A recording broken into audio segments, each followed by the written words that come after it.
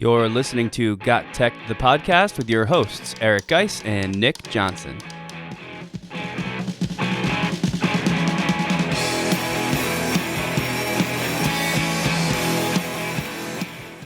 Welcome back to GotTech, the podcast. This is episode 32 called The Ultimate Guide to Classroom Screencasting. In this episode, Geis and I explore the power of screencasting for student projects and teacher efficiency, taking a look at our favorite tools and project ideas. We also share some Chrome shortcuts that are sure to make your screen time more productive. Check it out.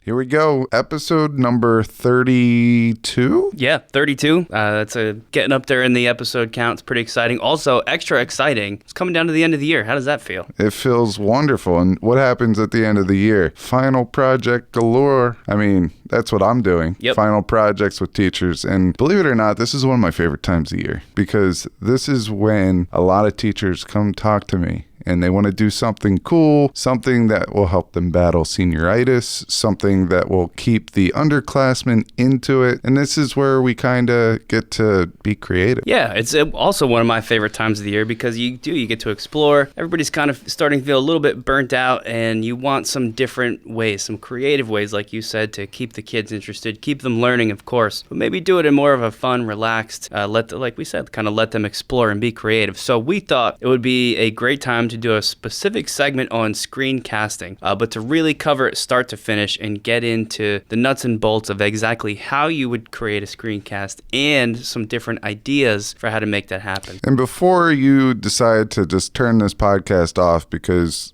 screencasting is so yesterday. Right. I want to say this, and I make a lot of screencasts throughout the year. And most of them are how to use this piece of technology, or what's this piece of technology do for this situation, or badging. I make, screencasts for our badging system here for our professional development. So I was like, when a teacher came up to me and was like, hey, I really want to use something new and cool. I've heard about screencasting. I was like, all right, I flipped my classroom. I had all this background on that. And I was like, can we do something else? And they were like, no, let's come up with a new way of using screencasting, a new way of using screencasting. I'm like, all right, I'm in. And we got the brainstorming. We were throwing ideas left and right. So first, I had to really explain what screencasting was to a couple of them. And then I had to explain some of the projects in which I've already done with teachers, or some projects that I've worked on, or how I used screencasting. But then we came up with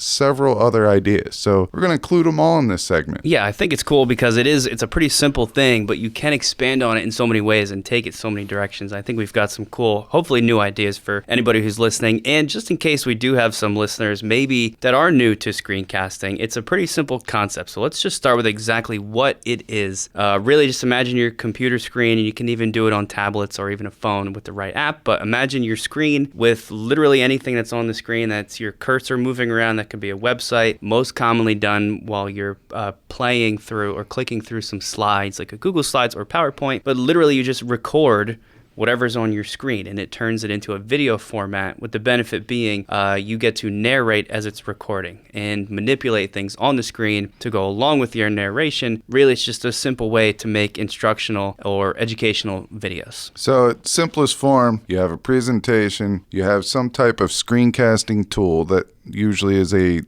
extension, a Chrome extension, and you hit record, and you record your voice talking about what's on that presentation. Now there's some added things that you could do, and you could put your picture in the bottom right corner, and you could do it that way. And all three of the tools that we mentioned to you today have the capability of putting your picture in the bottom. And most of them have advanced capabilities of using a highlighter or a pen to annotate whatever you do. But if you're like me and you're about as coordinated as a toddler learning how to walk, you don't need to do that stuff there. You could do it later, or you don't even need to do it at all, and it will be just fine. So 3 EdTech tools that you can use that we've talked about. Link each one of these in the show notes to previous episodes or posts that we talk about them, are Loom, Screencastify, and Screencast-O-Matic. And all 3 majority of them you can get using the Google Chrome store and getting those extensions. We don't want to talk too much about these because they're pretty simple. You should just know what they are, but I do want to throw in there that Screencast-O-Matic is my personal choice. I know it was always yours too, right? I'm not sure if you've... It still is. Okay. So that's pretty much like the best one from our perspective, but we really want to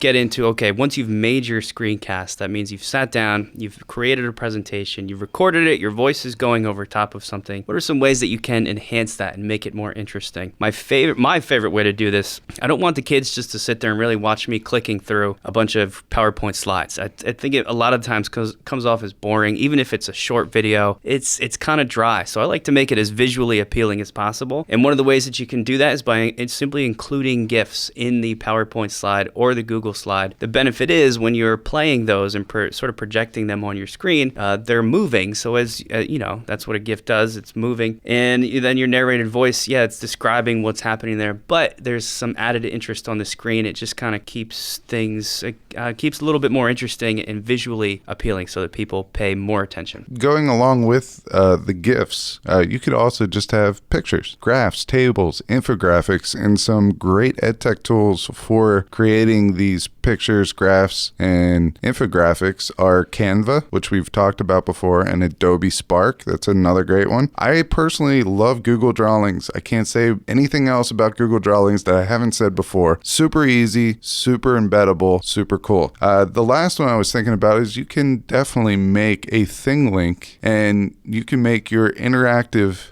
annotated picture your screencast. So instead of slides, you can use thing link and hover over each one of the symbols and talk about it. And I think that would be a great way to enhance your screencast. So let's move over and switch over. And I know Nick's chomping at the bits to talk about this because he is the WeVideo king. And so we use WeVideo for any post-production thing. So WeVideo, if we wanted to add music to our screencast, WeVideo allows you to do that. If you want to have a title and ending, all that stuff, WeVideo can do that. So Nick, what else can WeVideo do? Because you are that guy. Yeah, I mean, I was doing screencasts for a couple years, but really when I started editing the videos, the product videos from the screencast is really when they came alive for me. And it actually got me a lot more excited about it because when you take the screencast that you've recorded and it's in this, you've got your video and you can push it straight to YouTube and just kind of post it as is. But I really want the things that I create, especially knowing my students are going to view them. And this can go, double for if your students are making their own screencasts, some of the ideas we'll have shortly. You want them to also make it look as professional as possible. I mean, these things are going to be probably out there online with your name attached. So I always want them to look good. I think WeVideo is one of my favorite programs that does this. It lets you do so many really cool editing sort of enhancements to this. A couple of my favorite ones are simply just an intro and an outro to the video. It lets you sort of standardize and almost make like a brand for you as a teacher. So for me, I've got like a standard intro that is always the intro that I put in to all my videos. And the best part about WeVideo is that it has them pre-made. So literally all you do is type in whatever text you want. You can find mine on YouTube. It's called Chemistry by Johnson. And that's how every one of my videos starts. And it's really cool. It looks super professional. And, kids say all the time, like, wow, how did you make this? Although now a lot of them know it's WeVideo. But before that, it just looks really good. Adding music over top of it is so simple. And you can sort of drag it in as a track and overlay it and make it quieter, make it louder, whatever you want to do. Other just simple things like adding filters, sort of like Instagram filters that slightly change the color. There's borders, so you can have like a nice sort of gray outline or different, like a picture frame. I don't usually use those too much, but I know some people might be into that. The list goes on, and I think WeVideo is probably just like the best, easiest option for this. So if you have a tech coach in your building, or if not, you just have someone that is ed tech gifted or comfortable, is what we called it in previous episodes, run over to them and ask them a couple questions. You can make this as intense as you want or as basic as you want, but the best thing is we find that the students appreciate it. It's something different, all right? Especially if you're known not to use technology in your classroom. If people consider you to be not that person that is going to go out on a limb and do something, and then all of a sudden you come in and be like, hey guys, this is your homework. You send them with this screencast, and all of a sudden they hear you talking at home. Now, some people, this will be a nightmare for them, and other people, not so much. They might like it, and they might see that you're you're trying something new and they're going to get excited about it. Yeah, and the kids always appreciate when there's a change and when they get to try something else. Just to add in, most of the kids these days, they really do prefer when they can sort of watch, as long as it's short, quick videos at home. That seems to be the preferred style because it just kind of opens up and makes things more flexible for them. And you mentioned something that they have to be short. And one of the rules that I've always gone by with screencasts is 1 minute per grade. For example, if you're in kindergarten, first grade, it would be 1 minute long. That before or after that, they're checking out. If you're in 10th grade, 10 minutes. And even that might be a little long, but I like to follow that rule. So if you're going to go over 10 minutes and your audience is 10th grade, break it up into 2 videos, 2 5-minute videos, 2 6-minute videos. So we talked about how in WeVideo you could publish to YouTube or to Google Drive. You could also do that straight from Loom, Screencastify, Screencast-O-Matic. So those 3 could be your one-stop shop in its basic form. Now, once you publish it to YouTube, you can go and you can get a free Edpuzzle account, and now you can start embedding questions in there. So if you have a screencast and you want to see what the students know about your screencast, you could use Edpuzzle. Stop it at points of your screencast and a question will pop up, and then you could keep track of their progress. Kind of like a formative assessment there. There's another platform called sophia.org that I used to use that I really like with YouTube videos as well, because the video and the question are both on the same screen. And for some reason, I haven't heard sophia.org in a while, and it's still one of my favorite ed tech tools that I've used. Yeah, Sophia was good, but you're right. I think it kind of fell off and got covered up by some other things. Let's actually move into what I think is going to be the most beneficial part of the segment, and that is what are some of the different ways that you can use this. And I'll start with just the most basic one, which is literally just what we have referred to so far as a screencast presentation. That means you've got a PowerPoint presentation, you click through the slides, and you narrate over top of it. Now, that can be really dry, but like with some of the editing and enhancements, GIFs, videos that you embed, you can really make even just a simple screencast presentation come alive. And think about this from the perspective of a student project. If you just tell the kids that their project is to create a screencast presentation, you might get some pretty good projects out of that, some good samples. But imagine if you give them some ideas, some resources, if you curate a collection of things that they can use. Give them some GIFs as an example. Give them some videos they can embed in their slides so that video is playing while they sort of record their voice over top of it, and sort of just give that creative spark to them. You may find that from those jumping off points, they bring in some really new and creative things for you. But that's kind of like the classic student project use of this, is just to have them make one of these screencasts. So how can we take this screencast that the student made and, just intensify it? What I mean by that, how can we use that screencast to enhance learning, more learning? All right, this is a great scaffolding project. If you get all of these screencasts, you can share them on one Google site, or you could put all the links onto a Google Doc. You could share a Google Doc, have them upload their link to their video, and then you could say, hey, you have to review 3 other people's projects and give them feedback. You have to review all 5 of the projects. So if you have 15 groups, let's say 10 groups. Sure. So 20 kids in a classroom, you have 10 groups and you only have 5 topic areas. If 5 kids do one project and the other 5 do a duplicate project, you have 2 big groups that you could separate and they can watch all 5. 5 screencasts is doable. Oh, yeah. And they can, maybe the students come up with questions that the other students have to answer. Or maybe there's a guided question that they have to answer. But it's a good way to use what the students are making and then use it again. And then if you want to use it a third time, have them make their own Kahoot or, GimKit or Quizlet or Quizzes or Quizalize. I'm just name dropping formative assessment tools. Were those all real, or did you make up some of those? Those are all real. Those are all real. So yeah, it's just good to know. I think anytime you have kids do a project, screencast is just another example. It should have a purpose besides just they submit it to you and it comes back with a grade and it never really goes anywhere else again. It's cool if you can kind of let the other kids view and they share them and they're posted somewhere. And if you're looking for like a specific context for the kids to make one of these presentations, you could just give them a topic and say, make me a screencast about X, like whatever whatever it is. But there's lots of cool formats you could do this in. I know we talk a lot about sort of having them, cover a topic and learn, but make it in the form of a PSA, public service announcement, where they're trying to spread the word on an issue. And in doing so, they've learned about stuff. The best part about that is you can actually post them as real PSAs to kind of put out there in the world and share on social media. Another version of that is a special presentation style called a Pechakucha. You'll have to kind of recap the details of that one, guys, because I kind of forget. I know it's like a really quick succession of slides, right? It's 20 slides. 20 seconds per slide for 6 minutes and 40 seconds. And it's a presentation that the background presentation only has pictures, graphs, infographics, very limited wordage at all. I just use wordage in a podcast. That's pretty cool. Anyway, so I do like Pechakuchas, but the PSAs are awesome, especially if you show them some examples on YouTube. Like you see all these videos that have the very influencing, impactful music in the background where there's a person just flipping cards with facts on it. I remember one that I just watched on cystic fibrosis because I have two friends, 2 different time periods of my life, but both of their kids have CF. So I was watching that because they're doing a fundraiser and that was their main, informational push out to everybody. And it's getting a lot of hits, but that's a way. Another thing I like to do is kind of like a mashup of audio, pictures, video, and text. I just saw a great one on YouTube about mental disorders. So the video would be like, a person acting out the stereotype of a person with bipolar disorder or schizophrenia or something like that. And they're just shedding light on all these mental illnesses. And,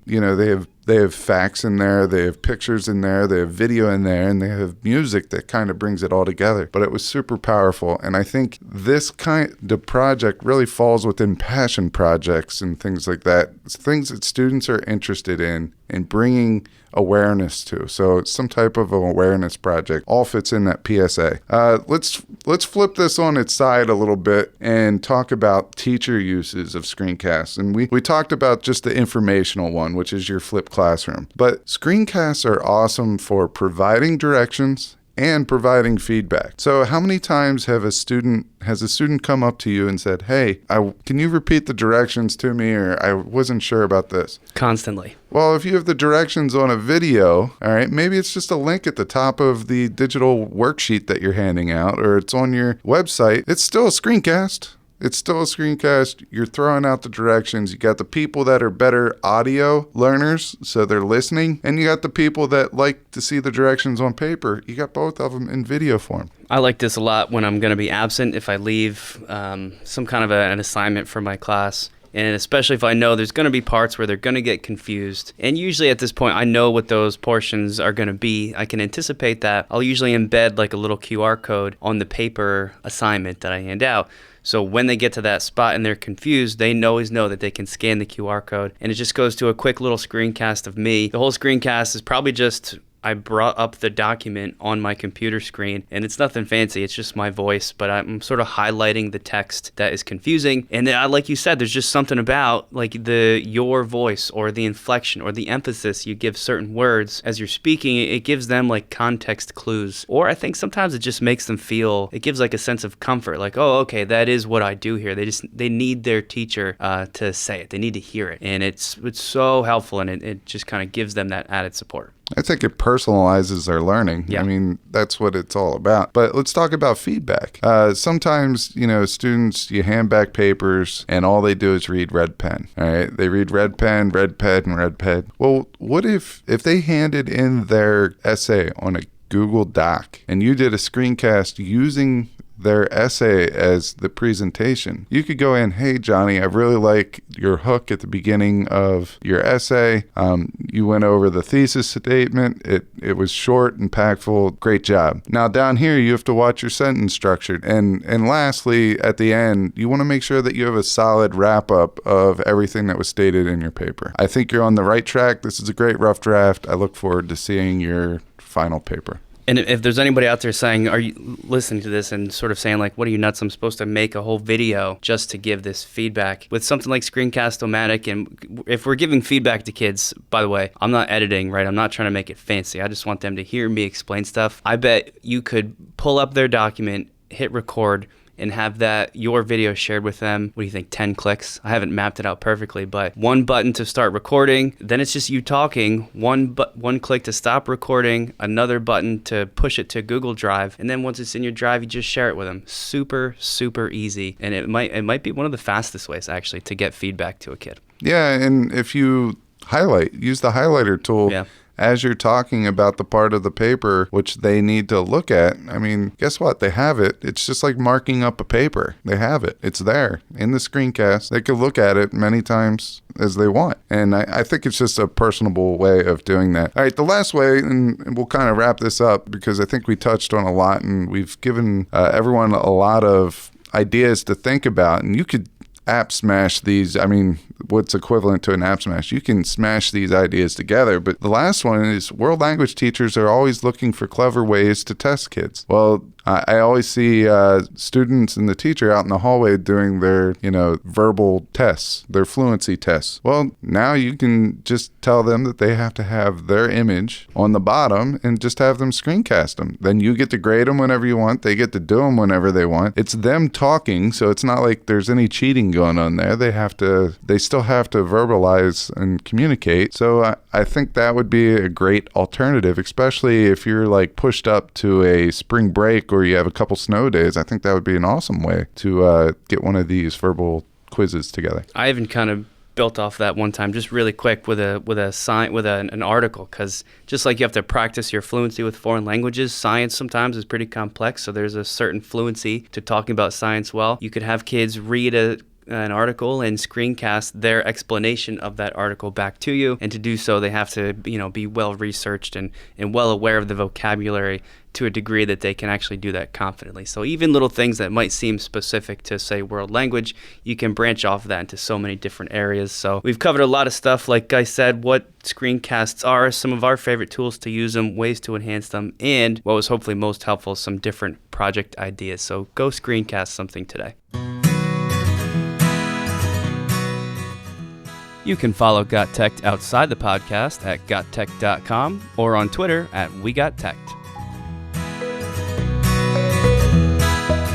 So I guess the theme for today is I'm having the opportunity to work with a lot of my colleagues on creative stuff, but I think sometimes we focus a lot on how much time it takes, that we need to kind of learn how to cheat as teachers a little bit. And what I'm talking about is there are these little shortcuts in Chrome that allow you to do things that would take you more time than what you want to spend on them. And Nick and I sat down, I guess early last week, I don't know. We were working on a project and he goes, "Oh man, I closed out, a tab by accident." I was like, "Oh, no problem." And then I hit a button, or a couple buttons, and he was like, whoa, what did you just do there? And I was like, don't worry about it. Well, this happens all the time because Guy sees more the computer guy, really. I mean, I'm involved with stuff. It's kind of through him and just with my classroom, but he's the guy. So he gets to know all these fancy little tricks and shortcuts. And when I see him, even now as we're doing this segment, it always blows my mind because I don't use them as much as I should. And they would really save a bunch of time. So every time I look at these things, my mind is blown because I'm like, oh my God, I didn't know you could do that. This whole time I've been wasting, and it sounds silly, but like wasting time dragging my cursor up to the URL to highlight it, when there's a way you could kind of shortcut that in just seconds. And,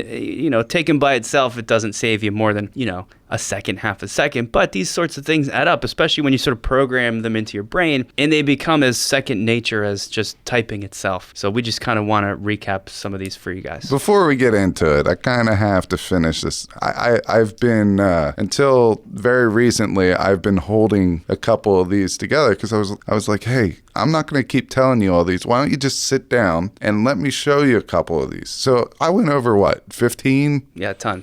All right, of these. So I kind of want to hear what your favorites are, and then maybe I'll chime in with a couple at the end. But the whole thing is he's like, my mind is blown, and then the next thing you know, we have a couple more teachers coming over, and a couple more teachers coming over, and I was like, you know what, forget about it.